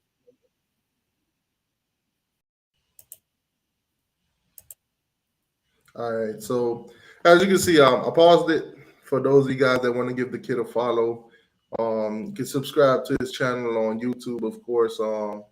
Flimsy Flims, Flimsy T12 on Instagram, Flimsy T12 on Twitter, and I'm guessing that's Twitch.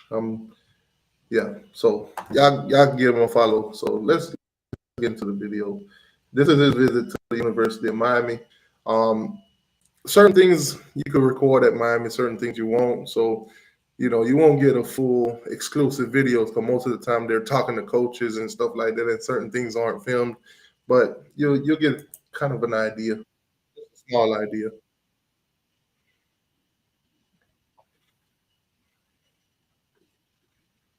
So as you can see, guys, arriving in Miami, basically, you can see the buildings, tall buildings, beautiful city. You ain't gonna see nothing like this in Tallahassee or Damn, sure or ain't. in Gainesville. I'm sorry. You ain't. It's all flat land and wagons.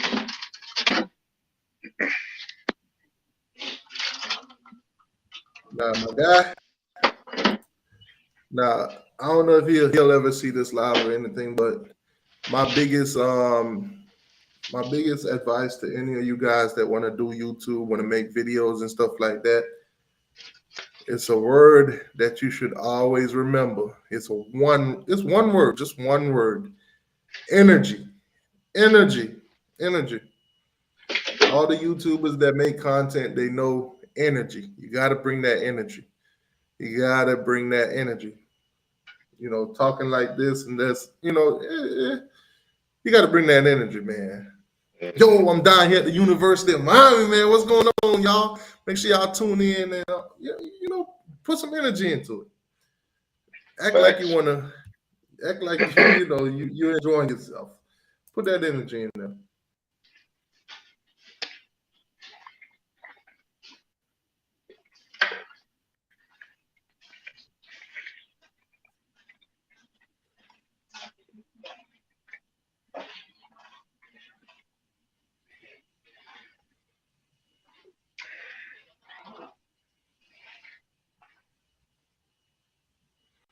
All right, so you got to come in, you got to check in, get your pass. See, that's what I'm talking about. The music. Got to put that on pause. The music gonna play throughout the whole time he's there. They outside, they playing the music. So you get your pass and everything like that. Throw that U up in the air, sir.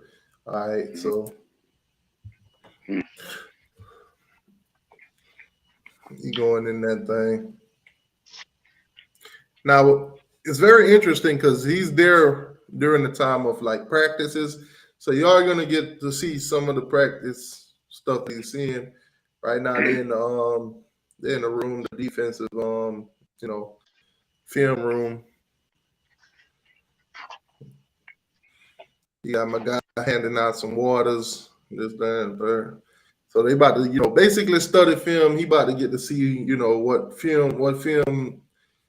film days like when it's time to go study film or how it's gonna go down.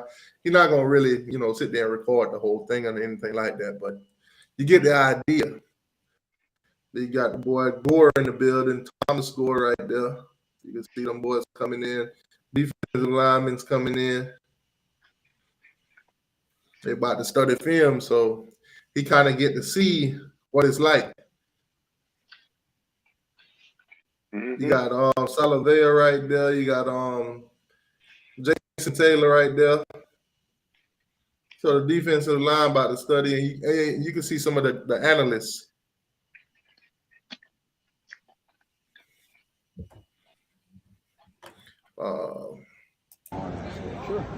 My bad, y'all. I ain't even realize I had him muted. All right, Storm. Yeah, after the summer, I should have had a high GP.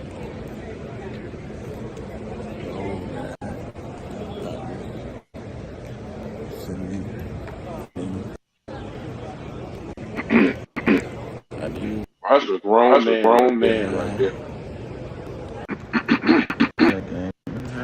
Yeah, my boy look like the boys from back in the day. Why the thing acting funny? I don't know why it's acting funny because it got plenty of buffering. Let me pause it for a second. I think it might be off a little bit. All right, let's try now. There we go. Much better. All right, so as y'all can see them, they in the indoor practice facility. Little warm-ups and stuff like that. So some of this video that you're seeing right here is what most of the guys that most of the media is not getting this kind of film because Mario has limited them, I think, to like 25 minutes. Well, I'm not sure if it's Mario or it's just the school itself. Yeah. But the media is limited to 20 minutes. 25 minutes. So some of this stuff right here, some of the warm-up stuff, you don't get to see, but him being a recruit and him being able to see this stuff and record this stuff, you get to see it. So these are stuff that they're doing before they go out on the practice field.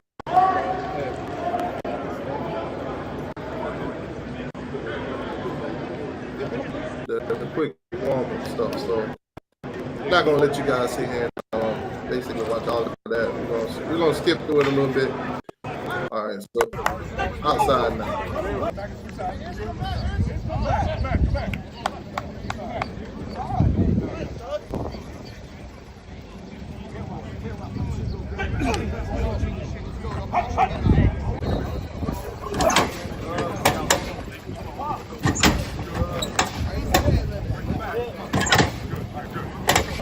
Now this next group, you're gonna see the difference between having a tall and a short guy. You see the short guy, he's falling. Look at him, you see, he's falling in the dirt. Size matters in college, guys. It does.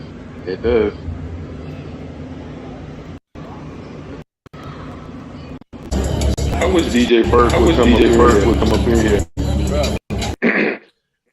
So obviously I'm gonna pause the sound because it's gonna be playing music the whole time. This is where they go, when you see those little film of guys on their visits, the little cinematic effective videos or whatever, edited videos. This is where they created inside the women's volleyball locker room. Not locker room, stadium. Or I don't know if they call it stadium, but whatever terms they use for women's volleyball area or whatever. Yeah, auditorium their arena or something. Yeah. Or arena. Yeah. There you go. Yeah, so this is what they do. They have all the jackets and gloves and suits and stuff like that for you to go in there and take your photos and everything. Because these are not official visits. These are unofficial. So you're not gonna see them out there taking photos and pads and all that stuff. These are the unofficial. Now, when you go on your official visit, you get to put on the uniforms and all that good stuff. But as you can see, look, if you're looking inside the building, there's a lot of recruits on board right now. There's a lot of kids in there, a lot of top prospects. You know, they come to take their videos and everything like that. Different areas also to take those. You can see in the back right there behind him, that's where you see the ones that, you know, with the photos of the older players and everything like that in the background with the youth, that right there behind them. So, you know, of course, skip through it a little bit. Like I said, not playing the sound, guys, because playing a lot of music. YouTube music is a no-no on YouTube. You get copyrighted for it. And if you put in some work on a video, you know, and you are monetized and they play that music, you don't get paid for it. The record labels of what that song belongs to, they get paid for it. So let's say you do a video, it was an hour long, and you put a song in there. Guess what? For that hour long video, you don't get paid. The record label does. All right, so yeah, y'all could clearly see a little visit action, not too much. Now, his visits, and of course, you know, when they get outside, you know, there's always the right now you're seeing like the training facility or whatever, you know, recovery. And then when you get outside, you know, some of the beat writers and, you know, the writers, they out there, they waiting to ask their question. Now, like I said, on his YouTube, what you can see, Fleazy Films, right now he's at 564 subscribers. Y'all could, you know, subscribe to the channel, get him or help him up if you guys want to see content from, you know, the visits from all the schools and stuff like that. Now, we're going to go to his next video, which is a visit to Florida State. His visit to Florida State, so you guys can see his experience at Florida State. Now, his visit at Florida State was a lot more in depth because, you know, when he visited, they didn't have a lot going on.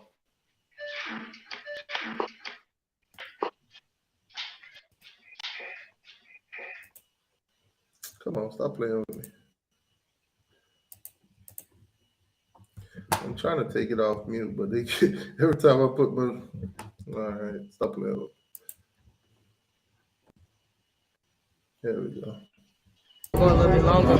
Let it go a little bit longer. 3.5 hour drive. Oh, you got to. So it look like he got Josh Gaddis. Look like he got Josh Gaddis out there giving him a tour of Florida State. Guy kind of look like Josh Gaddis in the face, but when he start walking and you look at him like, you know, from the back, he look like Stephen A. Smith. So my guy.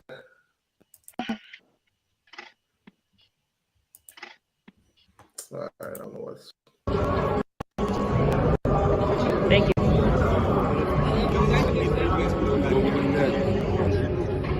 Doing all right?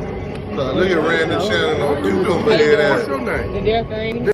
Derek Arena, I'm Odell. How you doing? I'd rather see this smiling face before I see that ugly smiling face. What up, baby? Odell on chocolate chip. What a cookie head Hey, at. I think you see you chubby. Ben face that. Ben face that. Play better. Play better. But I want to see you. Odell starting to, he's starting to pick up that Mike Norvell. He's starting to pick up that Mike Norvell thing. That super friendly. What's the word for it? Super friendly. Sarcastic. Little funny ways about him. Trying to egg it on, you mean? Okay, last year, y'all want to see me great. And I say be great. Laying it on real thick. Going out there playing hard every play. High school ball. Hard.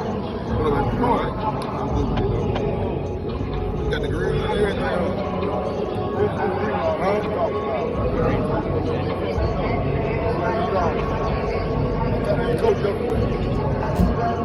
So Yeah, you know, like I said, with his visit with Florida State is a little bit more in depth because they ain't really got anything going on.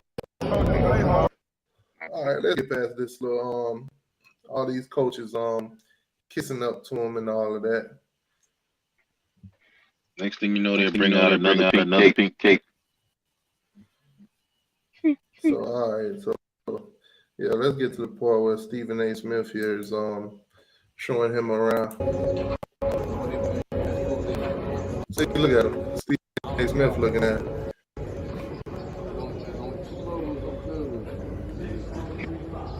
This one?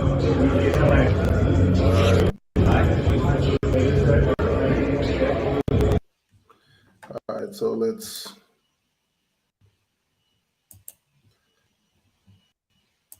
I don't know why they're tripping today. Forget it.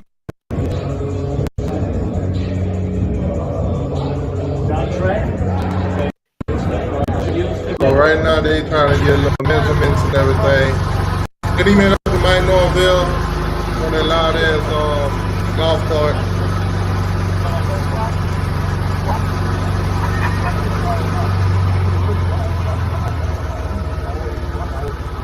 Let's get back to this loud ass golf cart.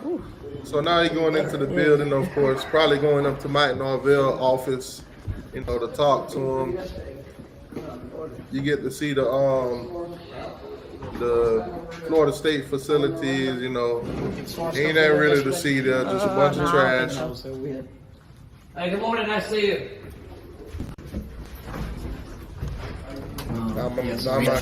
Now my guy got now he got to go wash his hands because he just touched that that garbage on the wall. Storms that roll through here, and then it came that cold weather. It's like, oh.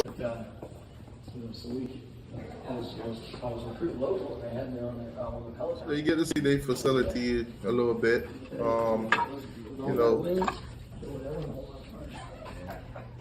We'll come on back to my office. Finna basically go to Mike Norville's office and all that. Oh, hi, nice to see you again. I see we got another FSU fan in the building. Let me see, what are you talking about? Good morning. Bruh, y'all Miami fans, y'all cap. Y'all still back in the Big East days, because y'all still having the U haven't done anything. Blah blah blah. Blah blah blah. All right, so basically, you know, walking through the halls of FSU, you know, getting them a little tour and everything like that. You get to see some of their stuff. First one, a little special.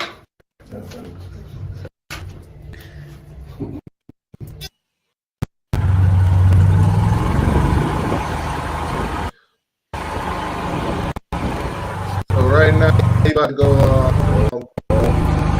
I check out some film room and, you know, meet and play where the players meet up and all that other stuff. Little tour. Meeting rooms and all that. The locker room to the right. But then you take this left, take that slow turn. Yeah, you got to take a slow turn because there's a pole right there in the middle that'll knock your teeth out. That's what you call bad architecture.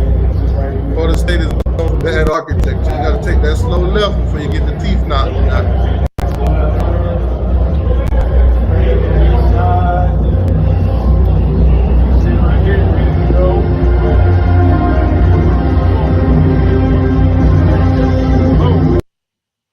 So you basically walk out on the field.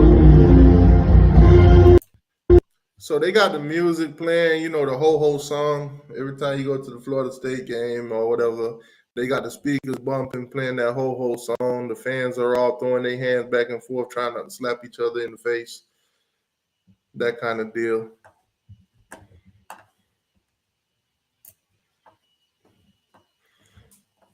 Yeah, so Boring.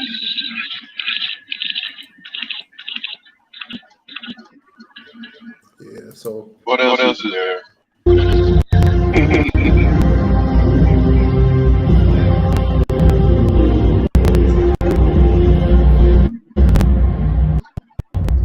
that's the part where your fans say, ho, ho, ho, ho, ho, ho, ho.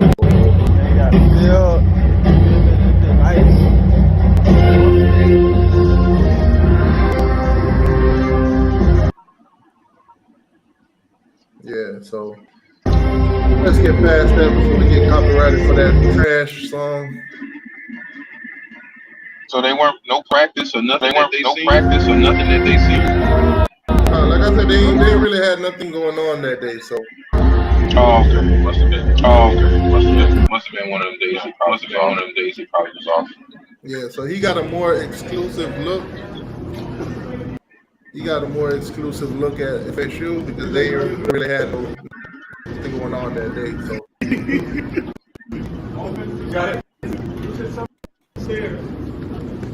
Put their nice little lights up and their little Christmas lights and all that stuff. That's nice.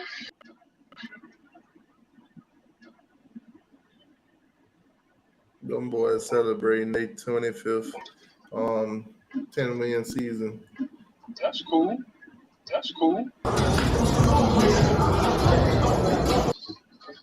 All right, and of course, like I said, go take photos wearing the uniform and stuff like that. Playing with the little feather spear.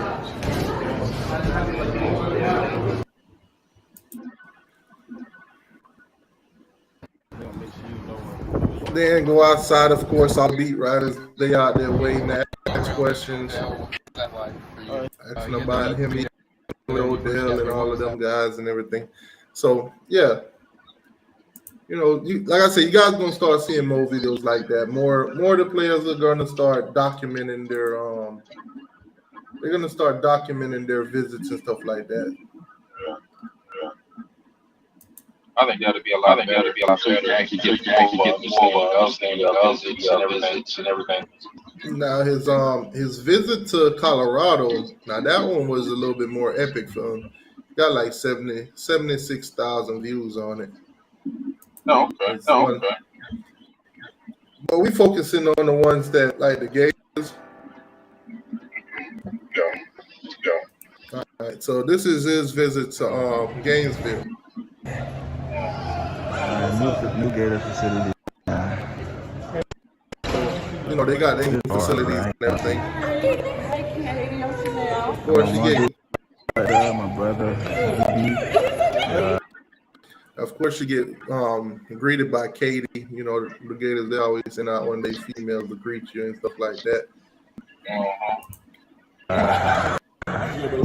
You're always gonna have like your fruit, your salad bar. You got the pizza oven back there working. Grill station over here. There's a carving station. Soup, salads. Yeah. If you Don't eat the macaroni. Man, you ahead of time. And everything's like labeled too, so if you have like any allergies or anything like that.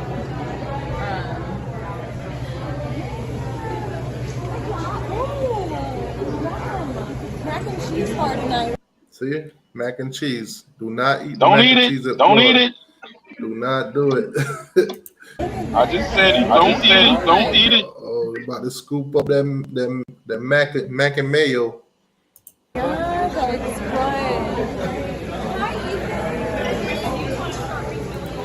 Nah, that's pretty neat though for the kids that visit the University of Florida. They got their little salad bars. They got their whole buffet style cafeteria or whatever. So if you're a student athlete, that's pretty good. You get that little free meal. But if you're one of them kids that that ain't on scholarship, it might be a little hefty price for you. Oh, of course we do. Of course. Do you want to play? Yeah, let's do it. Let's do it. Okay. Pull my hair back. So, yeah, you got a little basketball, a little station, or whatever. We ain't finna watch this guy shoot basketball. Mommy, you good? How was your drive now? Oh, smooth. Believe it or not, ladies, Welcome to Collegiate Hoops. Y'all all been to an arcade before, so y'all know what it is.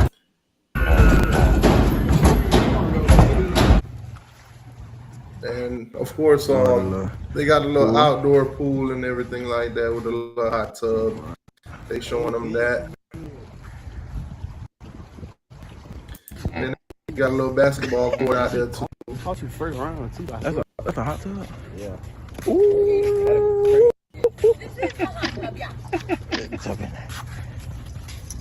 That boy said, "Let me jump in that." All right.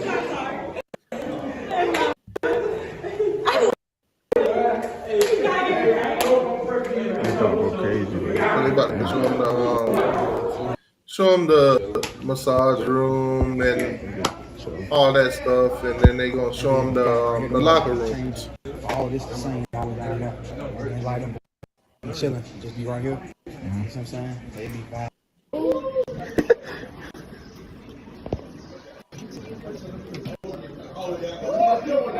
Alright. Then they show them like the training areas or whatever, recovery rooms and all that crap. Indoor hot tub and shit where people recover from their injuries.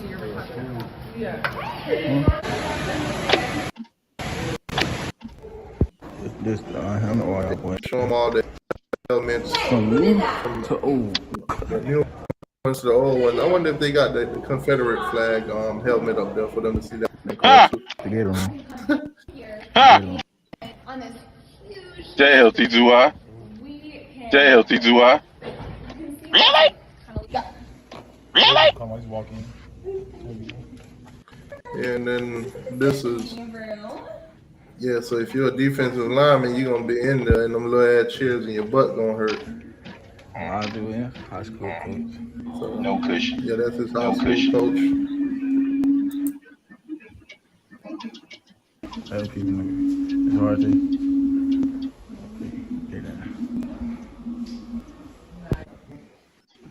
Yeah, so they showing them, little trophies and everything.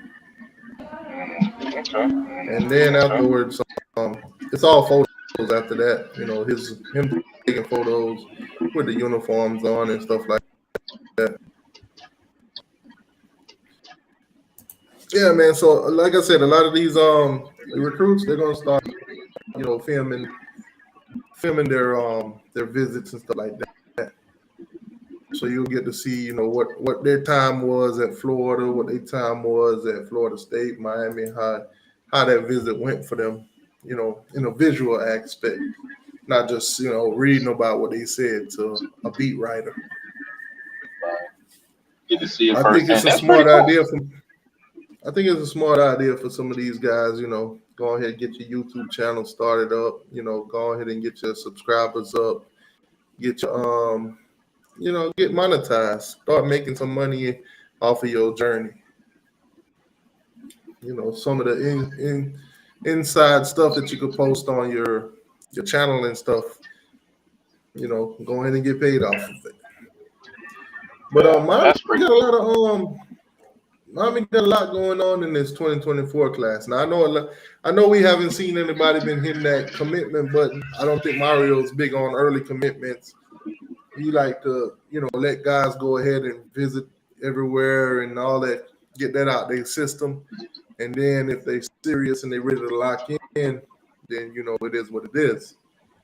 So anyway, man, I've been on this thing for 2 hours. I'm about to shut it down. Just wanted to show you guys some of the stuff that's been going on in practice, players interviews and this, that, and the third. But anyways, appreciate all you guys for coming in, for hitting that like button, subscribing to the channel, and all that good stuff.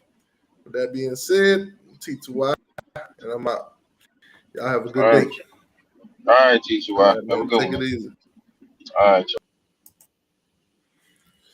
All right, guys. Deuces. Salute.